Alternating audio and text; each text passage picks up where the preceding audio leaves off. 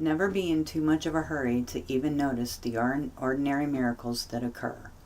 It's not what you gather, but what you scatter that tells what kind of life you have lived. There are many stories that embrace morals and inspire children. The story I'm about to tell you is one of being unselfish and helping others. It is titled Red Marbles. I was at the corner grocery store buying some early potatoes. I noticed a small boy, delicate of bone and feature, ragged but clean, hungrily appraising a basket of freshly picked green peas.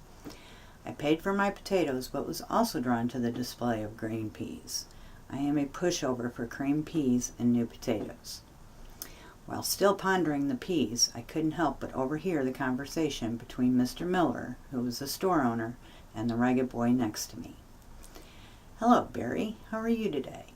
"Well, hello, Mr. Miller. Fine. Thank you. Just admiring them peas. They sure do look good." "They are good, Barry. How's your ma?" "She's fine. Getting stronger all the time." "Well, good. Is there anything I can help you with?" "No, sir. Just admiring them peas." "Well, would you like to take some home with you?" said Mr. Miller. "No, sir. I got no way to pay for them." "Well, what have you to trade me for some of those peas?" Barry responded, "All I got is my prize marble here." "Is that right? Well, let me see it," said Mr. Miller. "Here it is. She's a dandy." "I can see that. Only thing is this one is blue, and I sort of go for red. Do you have a red one like this at home?" the store owner asked. "Not exactly, but almost." "Tell you what, take this sack of peas home with you, and the next trip this way let me look at that red marble," Mr. Miller told the boy.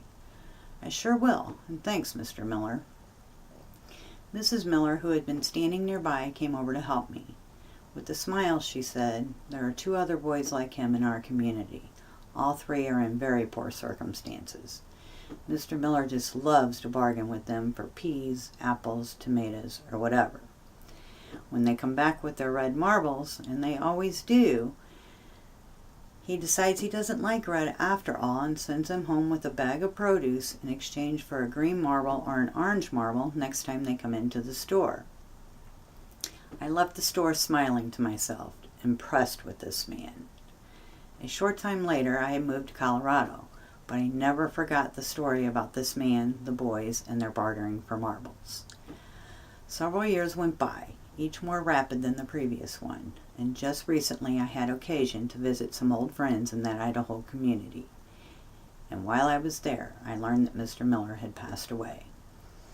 They were having his visitation that evening, and knowing my friends wanted to go, I agreed to accompany them. Upon arrival at the funeral home, we fell into line to meet the relatives of the deceased and to offer whatever words of comfort we could. Ahead of us in the line were 3 young men. One was in an army uniform, and the other 2 wore nice haircuts, dark suits, white shirts. They were all very professional looking.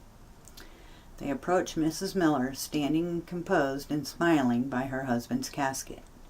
Each of the young men hugged her, kissed her on the cheek, spoke briefly with her, and moved on to the casket. Her misty light blue eyes followed them one by one. Each young man stopped briefly and placed his own warm hand over the cold, pale hand in the casket. Each left the funeral home awkwardly, wiping his eyes.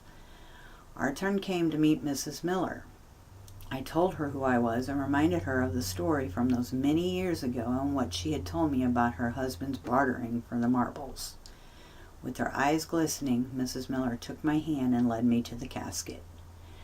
Those 3 young men who just left here were the boys I told you about. They just told me how they appreciated the things that Mr. Miller traded them. Now at last, when Mr. Miller could not change his mind about color or size, they came to pay their final debt. "We've never had a great deal of wealth in this world," she confided, "but right now, Mr. Miller would consider himself the richest man in Idaho." With loving gentleness, she lifted the lifeless fingers of her deceased husband. Resting underneath were 3 exquisitely shined red marbles. The moral of the story was that we will not be remembered by our words, but by our kind deeds. Our life is not measured by the breaths that we take, but by the moments that take our breath away. And Mr. Miller was a reflection of these words. He left an impression on those three boys that they will never forget. Thank you.